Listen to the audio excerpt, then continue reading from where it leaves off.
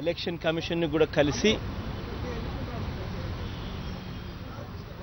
రాష్ట్రంలో జరుగుతూ ఉన్న అన్యాయాన్ని వాళ్ళ దృష్టికి కూడా తీసుకొని పోవడం జరిగింది. వాళ్ళ దృష్టికి తీసుకొని పోతూ ఏ రకంగా విచ్చలవిడిగా 20 కోట్లు 30 కోట్ల రూపాయలు ఒక్కొక్క ఎమ్మెల్యేకు డబ్బులు ఇస్తూ కొనుగోలు చేస్తూ ఏ రకంగా కొంతమంది ఎమ్మెల్యేలకు ఎమ్మెల్యే పదవుల్లోనే కొనసాగిస్తూ మంత్రి పదవులు ఎరచూపుతున్న పరిస్థితిని కూడా ఎలక్షన్ కమిషన్ దృష్టికి తీసుకొని పోవడం జరిగింది. ఇవన్నీ చెబుతూ ఎలక్షన్ కమిషన్కు కూడా దయచేసి ప్రభుత్వానికి మీరు కూడా రికమెండ్ చేయండి, ఈ యాంటీ డిఫెక్షన్ అన్నది స్పీకర్ గారి పర్వ్యూ నుంచి, స్పీకర్ గారి చేతుల్లో నుంచి ఆ అధికారాన్ని తీసేసి అది ఎలక్షన్ కమిషన్ పరిధిలోకి తీసుకొని రావాల్సిన అంశంగా మీరు కూడా దయచేసి రికమెండ్ చేయండి. అప్పుడే ప్రజాస్వామ్యం కాస్తో కూస్తో బతుకుతుంది. లేకపోతే ప్రజాస్వామ్యం పూర్తిగా అమ్ముడుపోతుంది. ఒక పార్టీ మీద నుంచి గెలిచి స్పీకర్ వాళ్ళ మనిషే కాబట్టి, రూలింగ్ పార్టీకి సంబంధించిన మనిషే కాబట్టి వాళ్ళని డిస్క్వాలిఫై చేయరు. ఆ ఎమ్మెల్యేలు రాజీనామా చేయరు, డిస్క్వాలిఫై కాకుండా రాజీనామా కాకుండా వీళ్ళు ఎమ్మెల్యేలుగానే కొనసాగుతూ అమ్ముడుపోయే పరిస్థితి మారాలి. మంత్రి పదవుల్లో కొనసాగడం అన్నది ఇంకా దౌర్భాగ్యం అన్నది ఎలక్షన్ కమిషన్ దృష్టికి తీసుకొని పోయాం. ఈ రికమెండేషనే కాకుండా ఎలక్షన్ కమిషన్కు ఇంకొక రికమెండేషన్ కూడా దయచేసి చేయండి అని కూడా, సెంట్రల్ గవర్నమెంట్కు చేయండి అని కూడా చెప్పడం జరిగింది. ఆ రికమెండేషన్ ఏమిటి అని అంటే, ఎలక్షన్ మేనిఫెస్టోలో 10 మోస్ట్ ఇంపార్టెంట్ ప్రామిసెస్ ఏమిటి అని చెప్పి ప్రతి పార్టీని మీరు అడగండి. ఆ 10 most important promises, 10 most important కింద 10 అన్నిటికన్నా ముఖ్యమైన ప్రామిసెస్ ఏమంటారు, ఆ హామీలు ఏమిటి అన్నది మీరు అడగండి. ఆ 10 హామీలు కన్నా ఆ పార్టీలు కన్నా నెరవేర్చకపోతే ఎట్టి పరిస్థితుల్లోనూ ఆ పార్టీలను తర్వాత ఎలక్షన్లలో పోటీ చేయకుండా వాళ్ళను బ్యాన్ చేయండి అని చెప్పి కూడా ఎలక్షన్ కమిషన్ దృష్టికి తీసుకొని పోయి అది కూడా రికమెండ్ చేయండి అని చెప్పి కూడా అడగడం జరిగింది. ఎందుకంటే చంద్రబాబు నాయుడు గారు ఎన్నికలప్పుడు ఏ రకంగా అబద్ధాలాడి ఆ తర్వాత ప్రజలను ఏ రకంగా మోసం చేశారు అన్నది కూడా ఎలక్షన్ కమిషన్కు బాగా అర్థమయ్యే విధంగా చెప్పడం జరిగింది.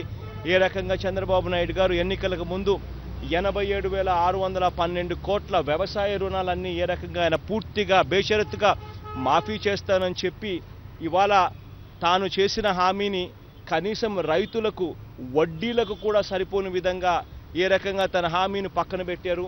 అదే రకంగా ఏ రకంగా డ్వాక్రా అక్క చెల్లెమ్మలను ఏ రకంగా వాళ్ళ రుణాలన్నీ కూడా పూర్తిగా మాఫీ చేస్తానని చెప్పి ఈరోజు ఏ రకంగా డ్వాక్రా అక్క చెల్లెమ్మలకు ఏ రకంగా పంగనామాలు పెట్టాడు.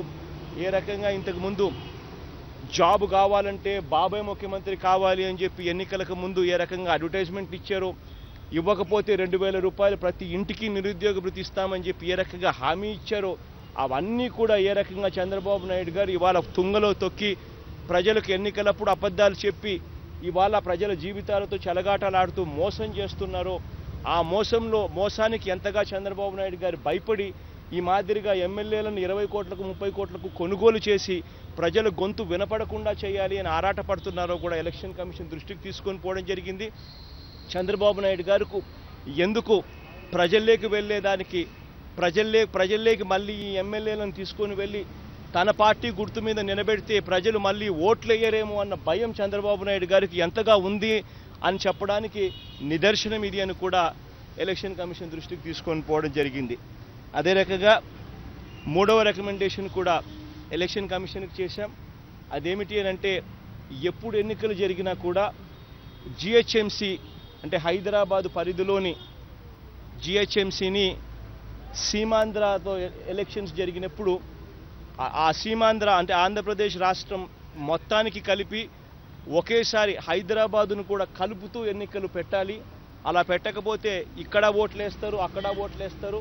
దానివల్ల నష్టం జరుగుతుంది ప్రజాస్వామ్యానికి అని కూడా మూడో రికమెండేషన్ కింద ఎలక్షన్ కమిషన్ దృష్టికి తీసుకొని వెళ్ళాం.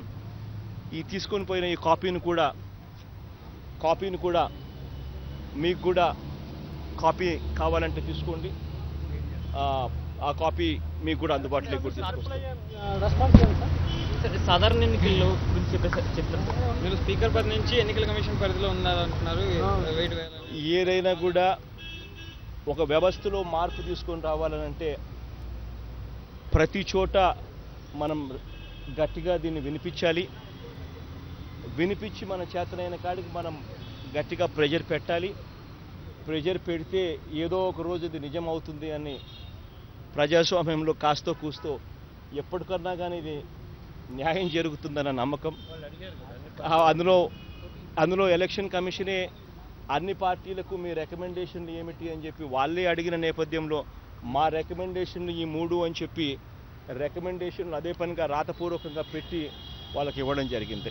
మరి మీ 4 రోజుల పర్యటన విజయవంతంగా భావిస్తున్నారా? మీకు న్యాయం జరుగుతుంది అనుకుంటున్నారా? ఇది ఒక పోరాటం. న్యాయం జరుగుతుందా జరగదా అన్నదానికి పక్కన పెడితే ఈ పోరాటంలో ఆంధ్ర రాష్ట్రంలో జరుగుతూ ఉన్న అన్యాయాన్ని దేశం దృష్టికి తీసుకొని వచ్చాం.